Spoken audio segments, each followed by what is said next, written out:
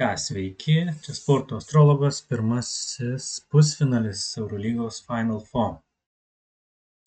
Tai pradėkime Fenerbahče Panathinaikos.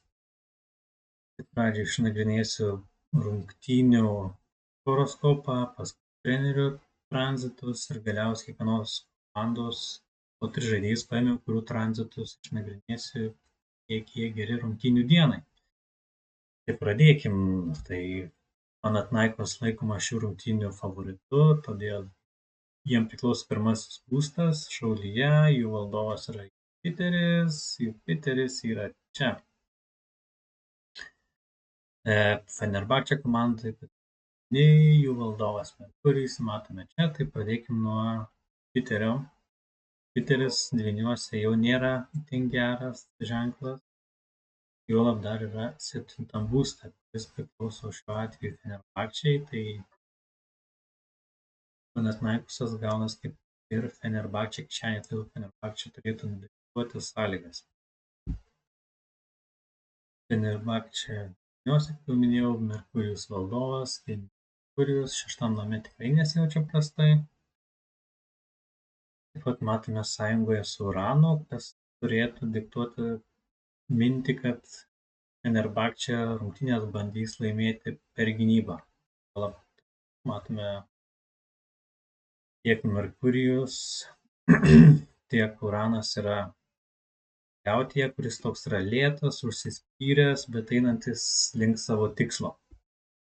Dar prie pliusų Fenerbahče komandai galima priskirti, kad Fortūnos taškas daro palankų aspektą į Merkurijų ir Saulė ant 7 būsto priduoda tokios energijos, motyvacijos, noro. Tai, sakant, Merkurijus, tai yra Fenerbahče bandys per gynybą laimėti varžybas, o Jupiteris oro ženkle, tai jie tikriausiai labiau remsis greitų žaidimu, labiausiai tikėtina, kad tritaškiais. Tai va, taip, bet aš daug daugiau pliusų matau Fenerbahče komandai. Keliaukime prie trenerių. Jasikevičius. Tai yra čia įvairių ir gerų ir blogų aspektų, visų nenagrinėsiu, tik išskirsiu, manau, svarbiausia Jupiterio, sekstilis į Jupiterį labai stiprus aspektas ir manau, tai rodo, kad Jasikevičius turėtų keliauti į finalą. Jupiteris plėtra su Jupiteriu ir tai labai dažnai rodo kažką gero, teigiamo. Dėjimas jau didėti daugiau gali tik į finalą. Bet pažvelgime pas Atamaną. Kažkas dar geresnio, bet jie pas jį išvis nieko teigiamo efektų nėra. Iš neigiamų Saturnas Merkurijus kvadratūra, tai tikriausiai ne visada teisingai pasirenkami taktiniai manevrai. Venera Saulė, tai kažkokie kivirčai gali būti, pykčiai, gal kokia techninė pražanga. Tas tokio, kaip nieko gero ir teigiamo nėra. Keliaukime komandos žaidėjus, pradėkime nuo Henriko Nano. Nanas Plutonas ne itin geras aspektas šių rungtynių. Galima tik Uraną toks bus geras jo rungtynių užsimotyvavimas, tai nusiteikimas, siekimas. Sakant, noro bus daug, noro pasirodyti, bet ar viskas gaus, kas jam norisi, tai čia dar klausimas. Plius Kostas Lukas, tikrai geresni aspektai, matome Merkurijų Saulė, taktinis išmanymas,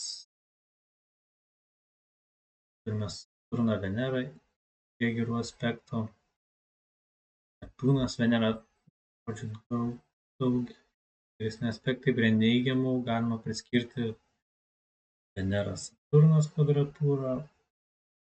Tai Venera Saturnas to gali būti, bendrai paėmusius aspektus galima pasakyti, tai kad taktiškai bus labai geras išpildymas, nežinau kiek dėl taškų rinkimų, bet manyčiau daug asistų atlikinės. Geras komandos valdymas.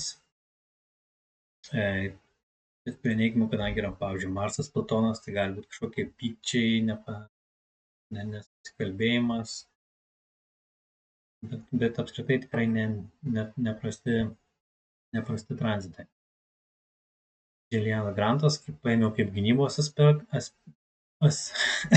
ekspertą. Tai pas jį labai geras Marsas Saulė, kas sportininkam tai labai duoda gerą energiją, nusiteikimą, kovą, negailėjimą savęs, per savęs slėpimą, kovą, jau sakiau tikriausiai. Žodžiu, labai teigiamas dalykas. Aišku, gaila, daugiau palaikančių dalykų nėra ir čia matom Saturnas Jupiteris, Plutonas Merkurijus, kur tas gali duoti klaidų, perdegimų, gerų sprendimų priėmimą.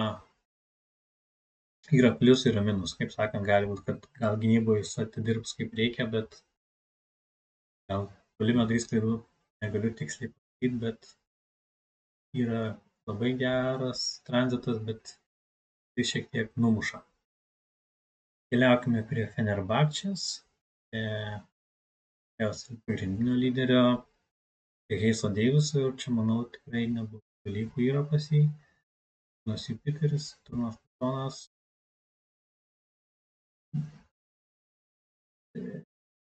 Tai noras, lyderystė tikrai pas jį bus, ėmimas ant savęs, Merkurijus Ranas tas pastovės kartais duoda labai gerą taiklumą, tai gali pasakyti, stengsis imtis lyderystės, ant seksis viskas neblogai, tik iš tų neigiamų Jupiteris, Merkurijus gali būti toks savęs gal per daug kartais, kur per daug ant savęs pasiema ir jau pradeda daryti tai, ko gal jau nereikėtų daryti, ne visąlaik neša naudą. Toliau Biberočius, kuris į sezono galą tapo gana svarbiu žaidėju, nors pradžioje sezono netrodė, kad toks bus. 0 Plutonas nėra prastas, bet tas Jupiteris Merkurijus tikrai neblogas, taktiškai bus daug galvojama, daroma, siekiant vykdyti visus planus. Čia neįtin geras, neįtin blogas. Turėtų būti pagal bendrus tranzitus, kad eit pagal planą, bet klaidų bus neišvengta. Pagal rungtynių planą pagal trenerių. Ir galiausiai Veidas Bolvinas, nors visą sezoną tikrai nebuvo geras žaidėjas, tiksliau nebuvo geras jo pasirodymas, paskui galiausiai ir traumos visiškai neleido jam žaisti, bet yra labai gražus vienas aspektas, tai Plutonas Marsas, kuris duos tikrai daug energijos, daug noro įrodyti, kas aš esu, pasirodyti kaip lyderį, net turim Plutono Urano konjunkciją, taip pat Plutoną ir Plutoną, tasmet norėsis įrodyti, kas aš esu, kad aš vis dar esu toks geras, koks buvau praeituose sezonuose. Konjunkcija Merkurijus Venera taip pat sprendimai priimami. Saulė Plutonas, neįtin gerai, gal ne visąlaik gausis taip, kaip norisi. Momentai, perdegimą, bet bendram paveikslas matyčiau daugiau teigiamų dalykų negu neigiamų. Tai viską apibendrinus, aš manau, kad daug didesnius šansus turi laimėti Fenerbahčė. Kodėl? Tai pirmo rungtynių horoskopas rodo pranašumą Fenerbahčė komandai. Toliau trenerių tranzitai taigi Šaro pusėje vienareikšmiškai. Žaidėjų gal irgi sakyčiau, netgi tiek Heiso geri aspektai, tiek Veido Bolvino. Tai aš manau, kad galiausiai turėtų Šaras keliauti į finalą. Tikėkimės taip ir bus. Tai ačiū už dėmesį ir Kviečiu pasižiūrėti antrąjį pusfinalį. Iki.